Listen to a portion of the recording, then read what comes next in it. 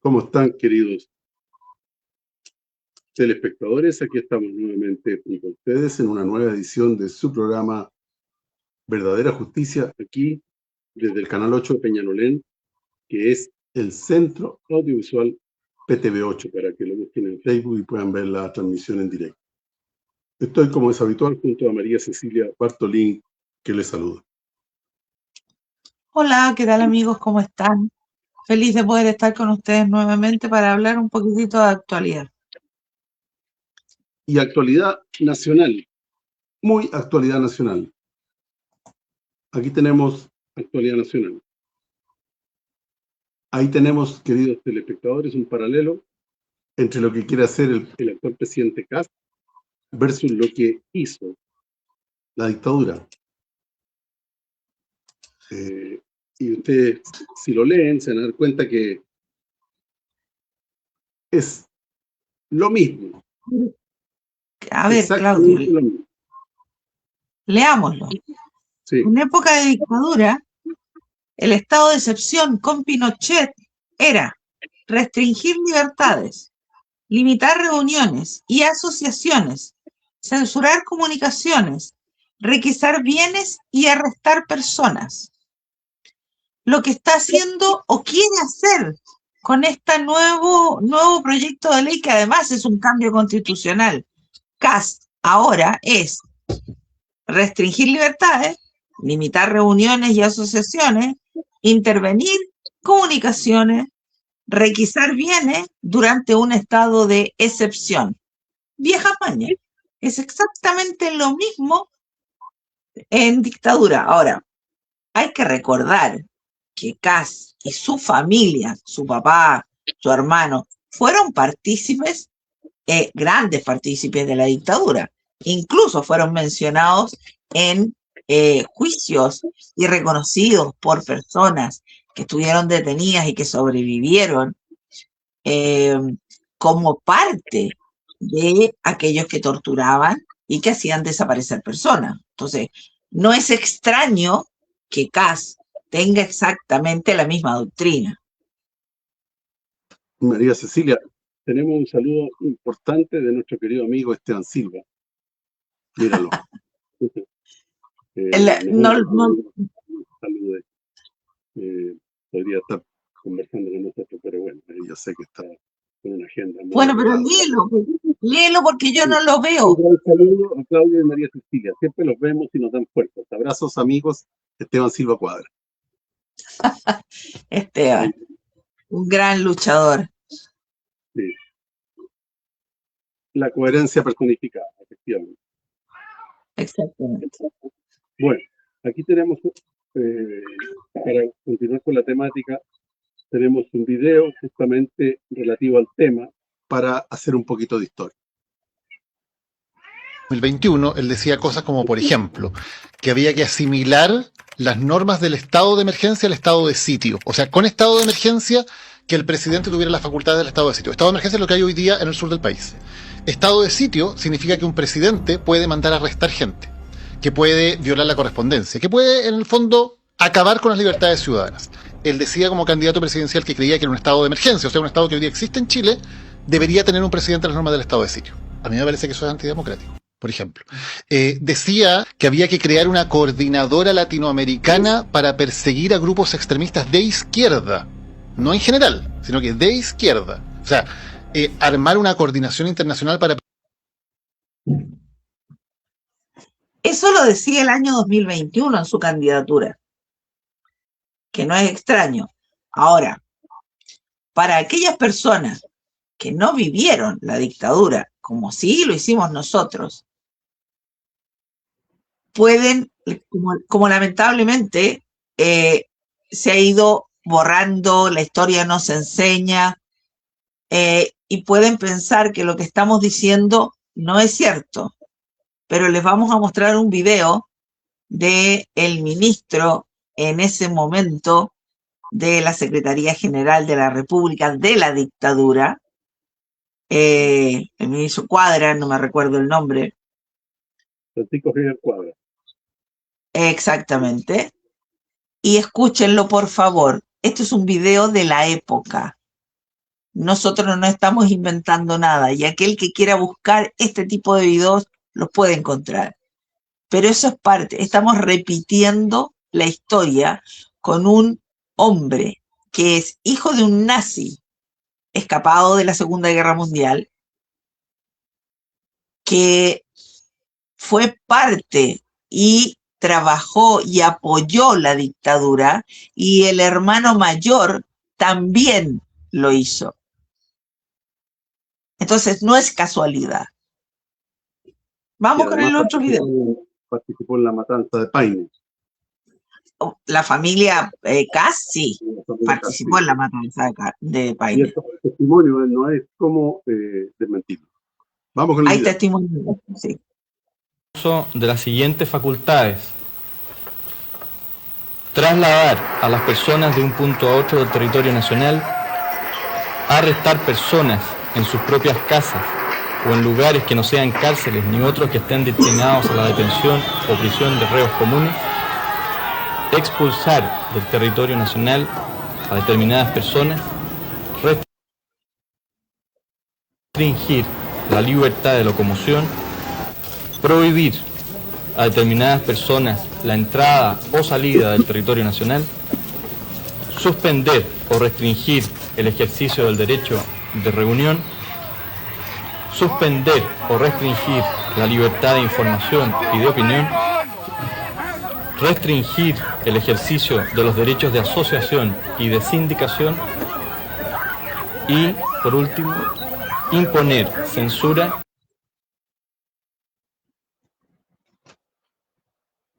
Seguramente a los medios de comunicación. Hasta ahí llegó el video. Bueno, ahí está la prueba de que esto que quiere hacer Kass ahora es exactamente lo mismo que pasó en dictadura. La misma cosa. No hay diferencia. Él fue criado y apoyó en los años 80 la campaña del sí para que Pinochet siguiera como dictador. Entonces, no es nuevo. Él fue criado en esa doctrina y ahora la está llevando adelante. Claudio. Sí. Y tenemos más relativo al tema para seguir comentando con ustedes. Modificación constitucional que, entre otras cosas, permite que el presidente de la República, sin autorización de nadie, por 120 días, ampliables por una vez, o sea, hasta 240 días, decrete un estado de excepción que permite suspender o restringir los siguientes derechos: el derecho a desplazarse y habilita por lo tanto la detención, el derecho de locomoción, el derecho de reunión, permite la interceptación de comunicaciones privadas y también permite la requisición de bienes. Es evidente que un estado de esta naturaleza deja reducido hasta hacer inexistente cualquier derecho democrático con el que diariamente convivimos. Y ante una situación de tanta gravedad, lo lógico sería que existiera una autorización no solo de una persona para que se decrete tan graves consecuencias. Si estamos en un estado tan grave en que se requiere suspender todos esos derechos, la libertad, el desplazamiento, la propiedad, la privacidad de las comunicaciones, esa decisión no puede en un régimen democrático ser tomada por un solo individuo, aunque ese individuo sea el presidente de la República. Creo que lo que se propone altera y pone en cuestión gravemente la democracia, evidentemente. ¿No? Vamos a un gobierno autoritario, sin lugar a dudas. Correcto. Ahora, hoy la Constitución previene que esto no pase. La policía, por ejemplo, puede golpear tu puerta, preguntarte, pedirte tu carné, pero no tiene autorización para entrar a tu casa si no viene con una orden judicial. Y los casos en que el Parlamento podría autorizar a esto es en caso de una guerra interna o una guerra externa. que se vigila a quienes están adentro para ver si es que hay informantes y ese tipo de cosas. Aquí vimos algo parecido, y hablo de seguimiento e interceptación de comunicaciones y vigilancia a dirigentes sociales, estudiantiles, el 2019, en diciembre del 2019. Después, después de toda la revuelta, este agotamiento de la gente, de que las autoridades no escucharan sus necesidades, y que de hecho hasta el día de hoy no las escuchan, hackearon el sistema de Carabineros y estaban vigilando a la gente. Pero ¿cuál es el tema? En ese tiempo Piñera salió en televisión rodeado de militares diciendo que el Estado, Chile, estaba en guerra con un enemigo interno. Si bien eso no lo faculta, pero al declarar que hay una guerra interna, ellos sintieron que podían hacer eso. Una vez hackeado esto y salió a la luz, por supuesto que se terminó. Y esto nos trae a la memoria algo que pasó meses atrás y que de hecho desde la Cámara de Diputados solicitaron por ley de transparencia que el presidente dijera qué fue lo que se habló con Peter Thiel, un hombre que hace negocios y que sus clientes son otros estados y que ayuda al Estado de Israel a cometer genocidio en Gaza y en otras partes también. Entonces, ¿qué vino a hacer este hombre aquí? ¿Qué vino a hacer? Ahora se sabe que este hombre acaba de comprar la empresa petrolera que le entrega petróleo a ENAP. Y también está adquiriendo acciones de Vaca Muerta en Argentina. Y en Argentina se acaba de comprar una mansión. Y su empresa se llama Palantir. Y Palantir, en la película y en los libros de J.R. Tolkien, es una esfera que investiga a todo el mundo en cualquier parte, que es lo que hace su empresa, y que se presta especialmente para temas de guerra. Entonces, todo esto que está haciendo Kast, que si bien quienes conocíamos un poco su historia, de dónde viene, qué es lo que hizo, los más adultos como nosotros, sabíamos que venía esto, lamentablemente. Ahora, quienes votaron por él o tienen mala memoria, si son de nuestra edad, y los jóvenes simplemente no recuerdan la historia ni la han estudiado. Esa es la razón por la cual sacan historia, filosofía de los ramos obligatorios, porque quieren gente que no cuestione, que no recuerde la historia, porque un país, una ciudadanía que no recuerda lo que le pasó, como lo que tuvimos aquí en Chile, una dictadura brutal, donde desaparecieron gente, donde torturaron personas, solo por el hecho de pensar distinto. ¿Y qué es lo que quiere hacer Kast ahora? Kast quiere perseguir, y de hecho lo mencionó, hay un video en el que se menciona que él pidió hacer una organización para perseguir a todos los comunistas o de izquierda, organizaciones de izquierda en América Latina, ya ni siquiera en Chile solamente. Entonces, no estamos inventando nada. Aquel que no me crea, y está bien que no me crea, busque, por favor, la historia de la familia Kast. ¿De dónde viene el padre? El padre era nazi. Y no estoy diciendo una mentira. Están los papeles. Él participó de la Segunda Guerra Mundial y se arrancó de Europa cuando empezaron a buscarlos por los crímenes de guerra cometidos. Y llegó acá, y acá le abrieron la puerta. Y en época de dictadura fue un ardiente colaborador de la dictadura.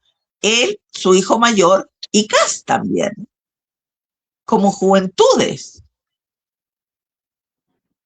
Entonces, tenemos que recordar la historia. Tenemos que aprender de la historia. Tenemos que leer la historia para no volver a cometer los mismos errores de siempre. Es lo que nos está pasando. El chileno, lamentablemente, tiene memoria de corto plazo. Nos olvidamos rápidamente. ¿Y por qué en este país no hay una ley de memoria? Porque no quieren que los jóvenes recuerden. ¿Por qué no quieren que los jóvenes sepan las barbaridades y atrocidades que cometieron en dictadura? Y este hombre quiere hacer lo mismo. Ya Chile está en recesión. No dicho por economistas chilenos, dicho por economistas extranjeros, en Fran 24, en este periódico alemán que se me olvida siempre. Exacto. Está en recesión, la economía chilena está retrocediendo, se está contrayendo 2 trimestres ya. Entonces, eso es preocupante. Lo que hace esta gente es la política del negacionismo, y las generaciones más jóvenes, de 40 para abajo, se descalifican el pasado como algo que no nos sirve. Y esa es la ignorancia propia de las generaciones jóvenes. Porque la historia, cualquier persona sabia sabe que la historia es fundamental para entender los procesos presentes y futuros. Quien no sabe de historia nunca va a entender los procesos que se viven y que se pueden vivir. Así que eso es básico. Ellos, por eso que a nivel mundial, el imperio en Estados Unidos, como ejemplo, un mal ejemplo, por cierto, buscan borrar la historia y buscan tener gente ignorante para ser serviles a sus propósitos. Entonces, al no conocer la historia, las generaciones jóvenes optan creen que el mundo empezó con ellos y entonces votan por alguien que les vende un discurso muy bonito. Sí, pero además además un discurso lleno de mentiras. Perdona que te investigar quién controla los medios de comunicación en Chile. El gobierno de José Kast decidió terminar con el financiamiento del Fondo de Estudios sobre el Pluralismo en el Sistema Informativo Nacional. Este fondo permitía realizar investigaciones independientes sobre la propiedad de los medios, la cobertura electoral y la desinformación en plataformas digitales. El gobierno justificó la decisión como parte de su política de ajuste fiscal, pero expertos advierten algo mucho más grave. La medida podría estar vulnerando la ley de prensa. La razón, el artículo 4 establece que la ley de presupuestos debe contemplar recursos anuales para realizar estos estudios mediante concursos administrados por la ANI. Investigadores y juristas sostienen que una decisión administrativa no puede simplemente dejar sin efecto esa obligación legal, y advierten otra consecuencia. Chile podría quedar prácticamente ciego frente a la concentración mediática y la desinformación. Todo esto ocurre además mientras el gobierno deja fuera las humanidades, artes y ciencias sociales de las áreas prioritarias del Fondesit de postdoctorados 2027. Entonces, la pregunta es, ¿estamos frente a un simple recorte presupuestario o ante una decisión que termina debilitando la investigación sobre quién controla la información en Chile? Revisa esta y más noticias en elciudadano.com. Bueno, ahí teníamos lo que comentaba María Cecilia hace un par de minutos. Justamente. Ahora más que nunca que tenemos acceso, especialmente los jóvenes, que manejan mucho mejor que nosotros lo que es la tecnología. Pongan en el buscador, en cualquier buscador, familia Kast, historia de la familia Kast, y les va a salir todo lo que yo les estoy contando. Hay videos, hay juicios, hay testigos que reconocieron al padre, al hermano mayor, metidos en comisarías torturando gente. Sí. Esto no es un invento. Esto está ahí, pero tienen que buscarlo. Entonces, claro, pero no lo busquen en Google, porque no, Google no, está manejado por el anglosionismo. Búsquenlo en otro buscador.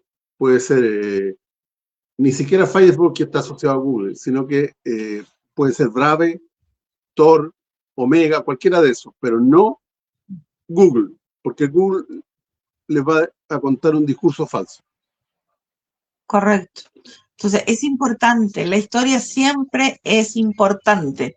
Ahora, no nos la van a enseñar, la tenemos que buscar. Si queremos saber qué fue lo que pasó en dictadura, porque tuvimos una de las dictaduras más brutales, ¿no? Que no fue la única, de hecho. En América Latina el Plan Cóndor fue una cosa espantosa. Hay sitios de memoria en Chile, no son pocos, y son autogestionados porque en algún momento tenían financiación del Estado, que es lo que debiera de ser. Por eso en Chile no hay una ley de memoria.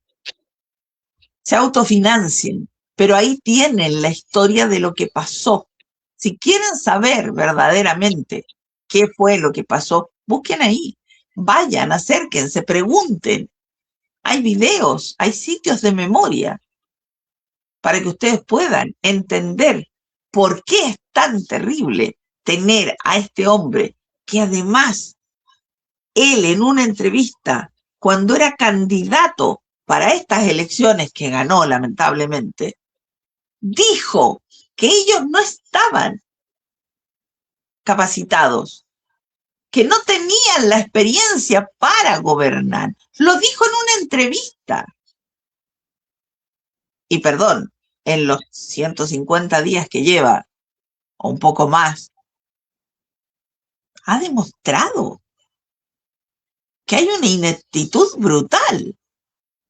Primero, para elegir a la gente, para los ministerios, para las gobernaciones, ha tenido una cantidad de renuncias y ahora hay otra vez por temas policiales, por investigaciones policiales. Sabemos que en Chile la derecha, y esto no es algo que yo me invente, es corrupta. Si no, es cuestión de mirar el prontuario que tienen diputados y senadores de la derecha. Tienen prontuario. Tuvimos un presidente que tenía un prontuario brutal, 35 causas. Hablo de Piñera. Están ahí, es cuestión de buscarlas. Entonces, hay corrupción en Chile, pero con este gobierno creo que se va a exacerbar de manera brutal. Y hay que estar vigilante, muy vigilante, porque son los primeros meses de su gobierno.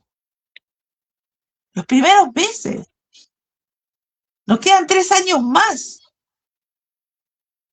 Entonces, podemos esperar muchas cosas peores. Claudio. Efectivamente. Y bueno, también mencionaste tú que Chile, según instituciones internacionales, estaba cayendo en recesión. Ahí tenemos un video. Nacionales sentencian que Chile ya cayó en una recesión técnica. Se trata de la Deutsche Welle y también de France 24, que en sus respectivos noticieros afirmaron que la economía chilena se contrajo 0,2% interanual entre abril y junio, encadenando entonces 2 trimestres de retroceso en su Producto Interno Bruto. En torno a las causas, esto ya lo sabemos, ha sido latamente analizado: la menor producción de cobre, las paralizaciones preventivas en algunos yacimientos, la caída de la pesca y la construcción explican en parte este resultado. La secuencia que hemos descrito, según France 24, coloca al país en un escenario de recesión técnica, una denominación habitualmente utilizada cuando una economía registra 2 trimestres de contracción económica. Los datos suponen, dicen estos medios internacionales, un desafío mayor para el gobierno del ultraderechista Kast, que llegó al poder con la promesa de dinamizar una economía que ya llevaba una década de crecimiento débil. Bien duros los medios internacionales con la economía chilena, Deutsche Welle y France 24. Recuerda. Bueno, lo que tú decías.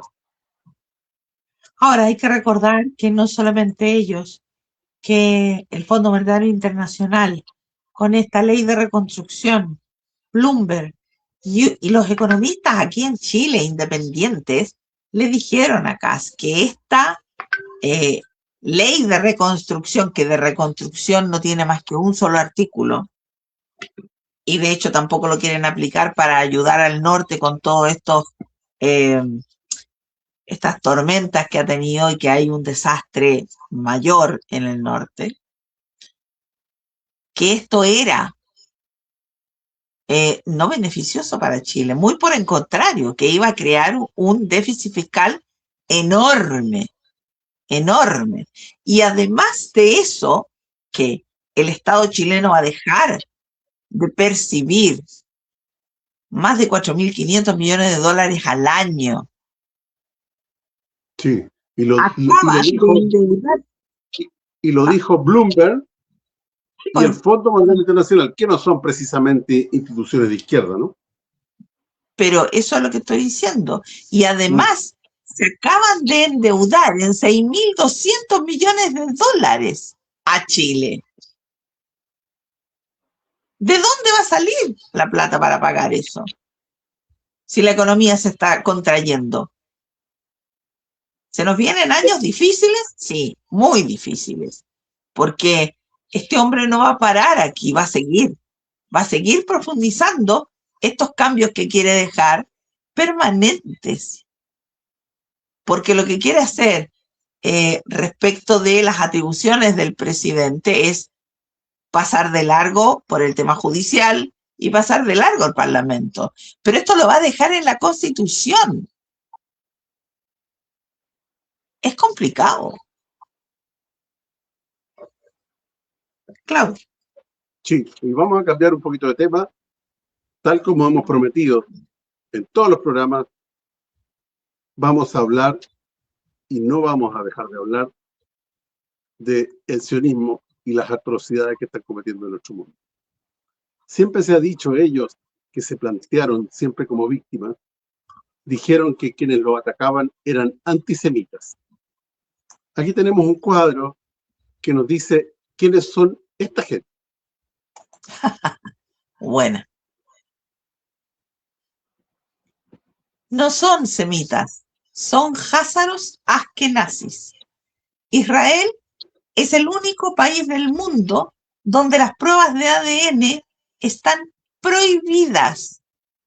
La razón es la siguiente. 30% de la gente que vive en Israel es házara, 25% rusa, 20% ucraniana, 14% polaco, 8% húngaro, 3% gitano, 0% semita, 0%. Claudio. Efectivamente, el fraudulento Estado de Israel se creó a partir del Imperio Házaro, que estaba entre sus países, Ucrania, Polonia, Rusia, el sur de Rusia y los países bálticos, los llamados países bálticos. De ahí viene el Imperio Házaro, y ellos adoptaron por conveniencia política la religión judía. Tenían la opción de adoptar el cristianismo o el judaísmo, y por razones políticas y con un propósito bien preciso, adoptaron el judaísmo. Entonces inventaron el Estado de Israel, tal como dice este video muy breve del analista geopolítico a nivel mundial, que es Alfredo Jalife. Vamos a él y lo comentamos. Precisamente ellos vienen de esa parte del Rin, de la región de Frankfurt. Incluso ellos se llaman y traen, hasta el apellido, se llama el escudo rojo. Es decir, tiene un elemento tábico de la lucha guerrera, mercenaria que tenían los házaros antes de convertirse al judaísmo. Pero en realidad, yo diría más que el plan, la estratagema de manejar las finanzas del mundo occidental, vienen de los hermanos Rothschild alrededor de Frankfurt, de que mandan a varios de ellos a varios centros financieros de Europa para apoderarse del dinero, es decir, de la banca. Obviamente la gente que depende de los Rothschild, sus propagandistas, no hay publicistas, además ellos controlan los multimedia a nivel mundial, te van a decir que son teorías conspiratorias, ¿no? Porque eso les conviene a ellos. Pero mira, la realidad, y yo te voy a dar algunos datos duros. Los Rothschild en ese momento, hoy ha de ser mucho más, manejaban alrededor de 6 millones de dólares. Estás hablando al nivel de un país. En ese momento, hoy ha de ser mucho más. Pero ahí te va, hoy lo que detectamos.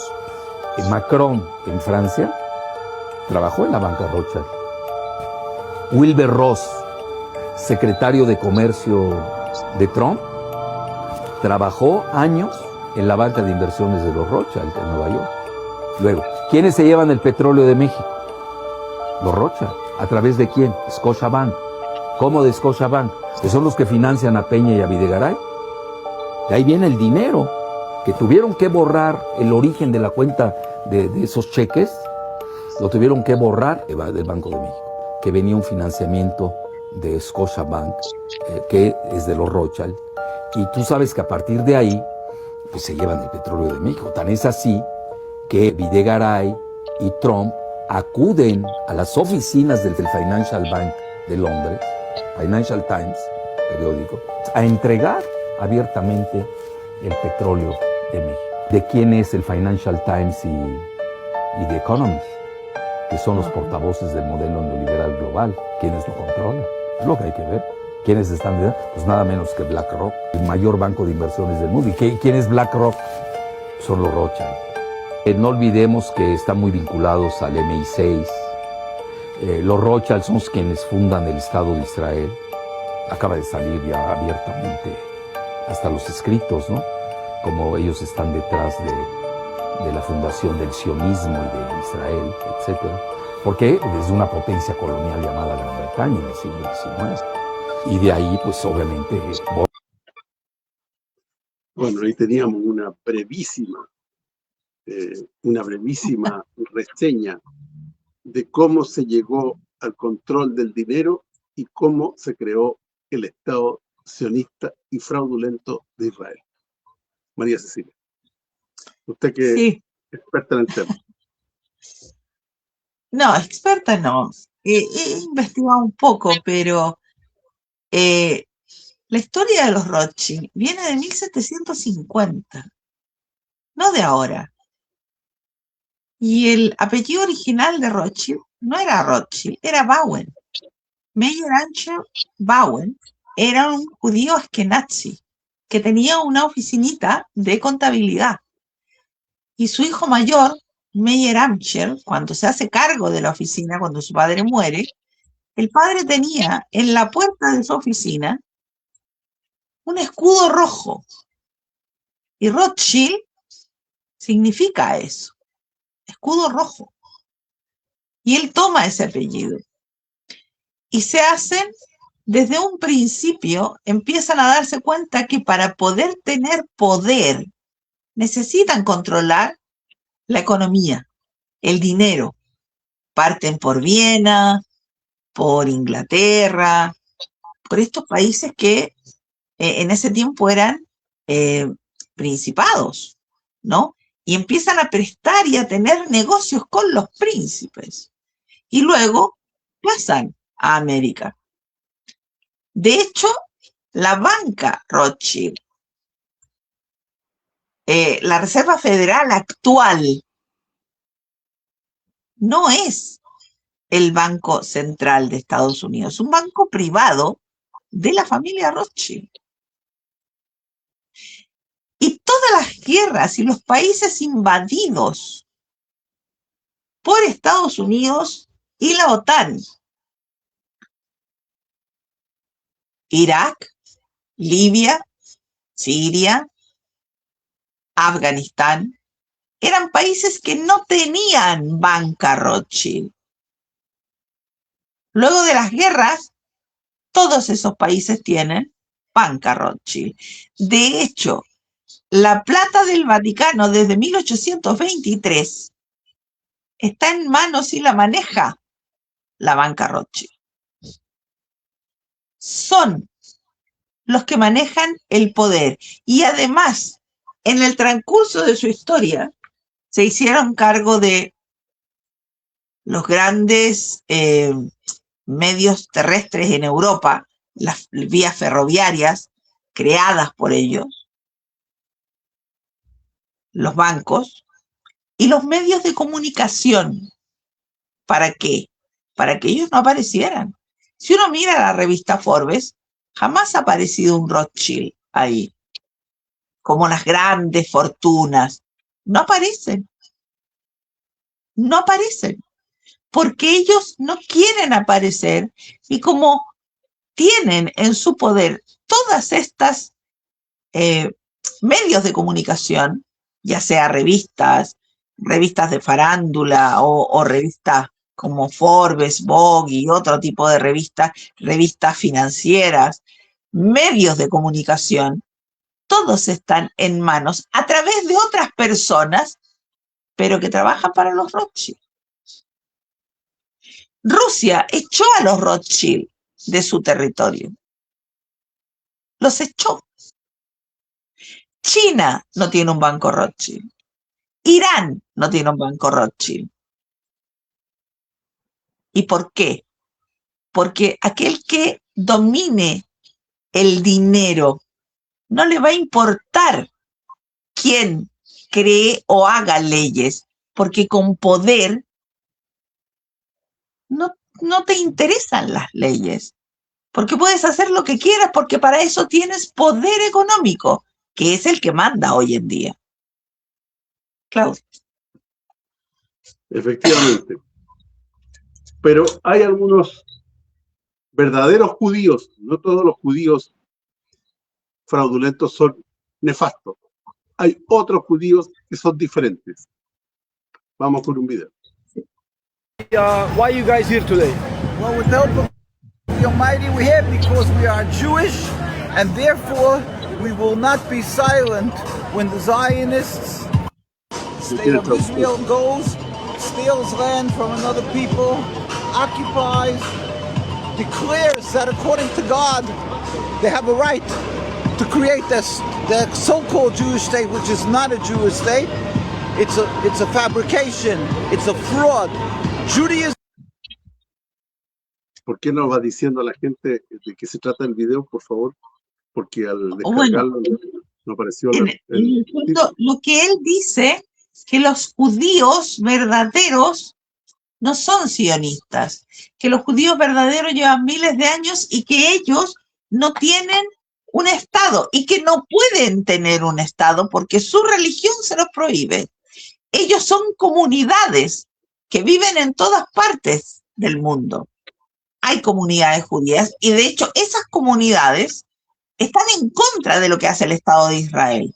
Ahora, él dice que el Estado de Israel es un Estado sionista creado hace 150 años y que no tiene nada que ver con lo que son o con lo que es la religión judía, que ellos no están de acuerdo. Y de hecho, dentro del Estado, este ente sionista, ¿no? En territorio palestino ocupado, hay judíos que estaban ahí antes de que crearan esto y que vivían en paz con los cristianos, con los musulmanes y con los palestinos. Y no tenían ni un problema. Y eran algo así como un 6%. Eran los judíos que había en territorio palestino y vivían en paz con los cristianos y con los palestinos. Entonces, él habla de que esto es una construcción, es una ideología, el sionismo es una ideología, y que el Estado de Israel hoy, creado hace 150 años, o sea, hace el año 48 que se crea el Estado de Israel, es una creación del sionismo que viene desde hace 150 años y que es una ideología que no tiene nada que ver con el judaísmo. Es lo que él explica. Y ahí, que ellos están en contra. Que está con un símbolo a favor de Palestina y tiene esta cosa de los palestinos. O sea, está a favor de Palestina. Sí. Eso es importante porque si bien es cierto no entendemos lo que dice, es importante. Lo que pasa es que el video cuando uno lo ve en el original, tiene traducción. Claro, tiene subtítulos. Efectivamente. Sí. Y la otra cara de la moneda son lo que son estos judíos talmúdicos, que son los que gobiernan el fraudulento Estado de Israel. Estos son, para que no nos confundamos. בוא נגיד ככה, ולא כלום. כי מה זה קטנה לצורך העניין הזה? פחות מבת 3. הבתולים שלה חוזרים מאליהם. לכן גדול הבעל הקטנה זה לא כלום, זה לא נחשב לביאה. זה פחות מכאן, פחות מגיל 3, כנותן אצבע בעין דמי. כמו שאמרנו. אתה נותן אצבע בעין, זולגת דמעה. אבל אחרי זה העין מתבהרת, ודמעה אחרת...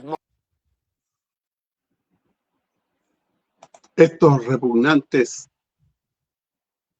sionistas judíos talmúdicos que atribuyen a un Dios que en realidad más bien es un demonio, porque permite la violación de niños pequeños y permite la muerte sin ningún problema de cualquier persona que no sea judía, sin ningún castigo de tipo legal. Eso es básicamente, sin contar con las blasfemias y los insultos que hacen al cristianismo y a Jesús mismo. Pero básicamente es eso que lo queríamos. Esa es la cara, ese es el corazón de lo que son aquellos que están gobernando el fraudulento Estado de Israel, que son incluso peores que Netanyahu. Sí. Ya. Absolutamente. Ahora vamos a cambiar de tema por un tema muy grave que María Cecilia nos va a comentar. Vamos a partir con un video que lo vamos a poner en silencio porque no tiene traducción, pero que es muy, muy, muy grave y no podemos omitir el tema. Es de la mayor gravedad.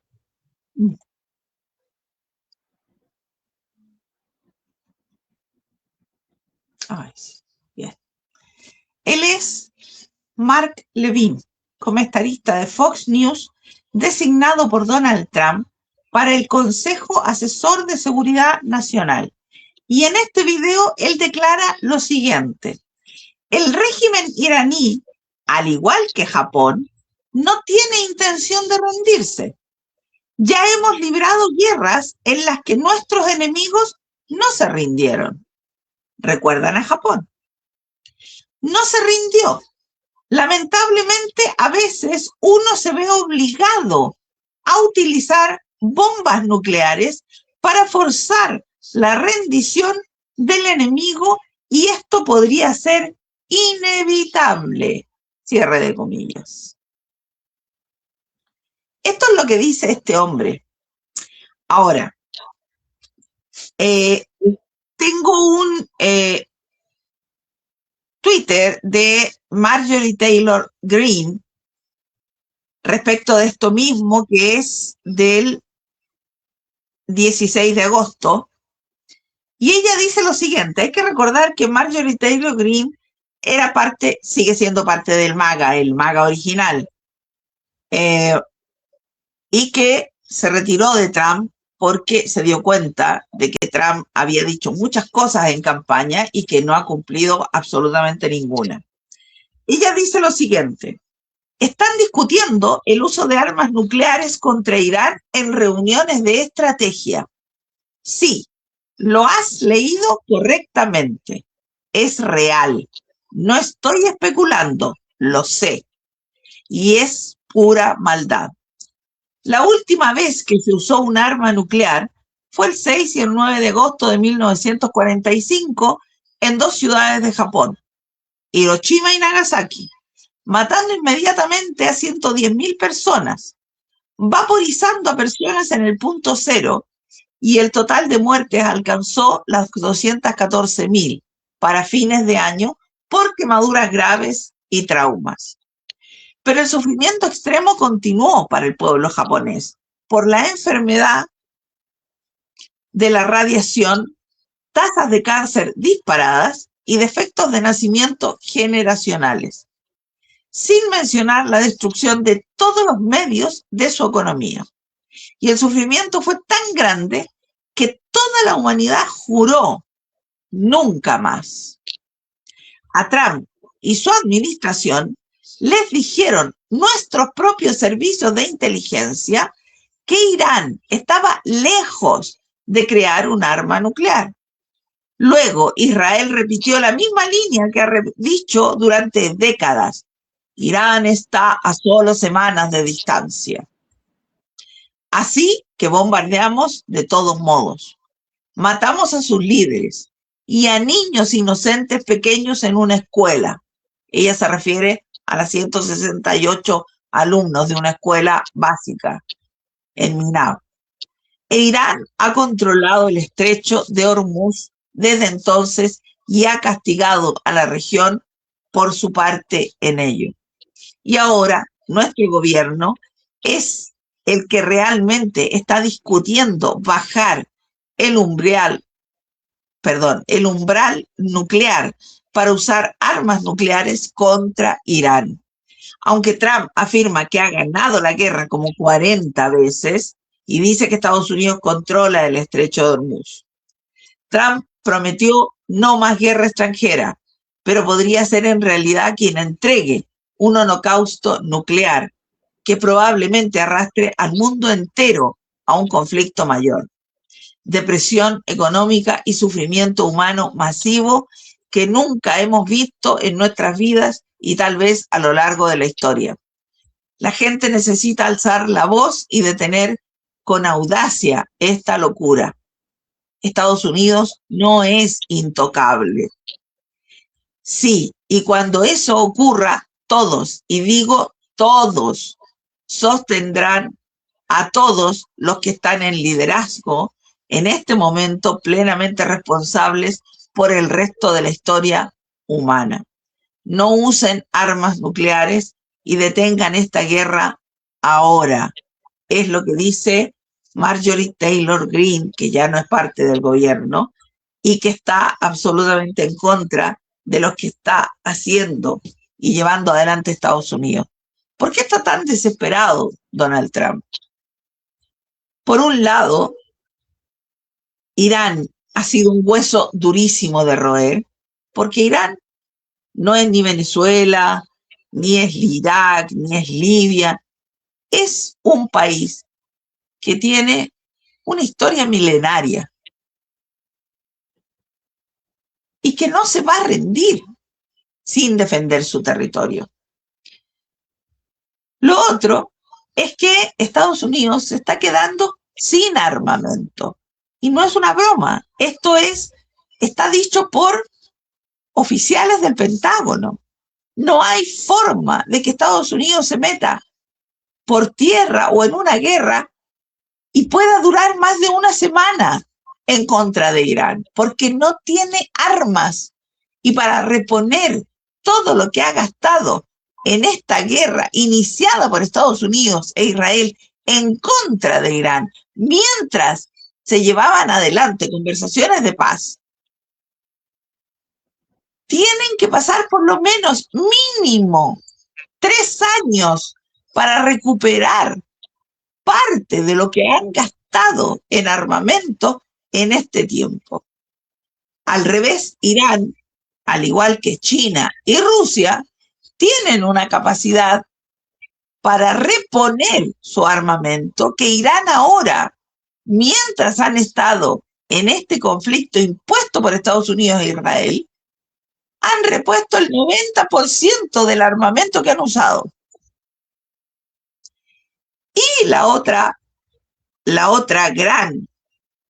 el gran problema que tiene Estados Unidos, que tiene Donald Trump, es que el 19 de agosto, esto está publicado por la sede del Departamento de Tesoro de Washington, Estados Unidos alcanza una deuda nacional que este miércoles 19 ha superado por primera vez en la historia de los Estados Unidos 40 billones de dólares, según los datos del Departamento del Tesoro, divulgados por Reuters.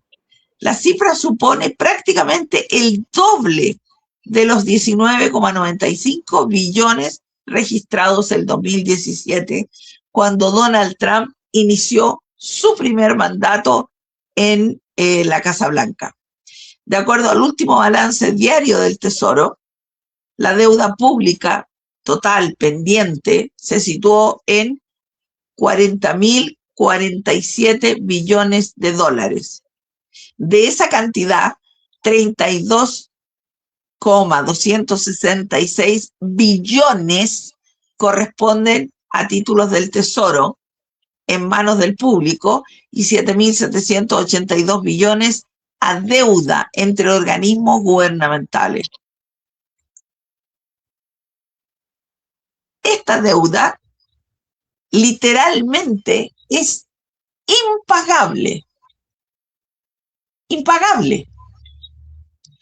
Estados Unidos es un cascarón. Se sostiene con las guerras. Se sostiene con las guerras. Porque la industria armamentista norteamericana es la que sostiene la economía de la forma que la tiene,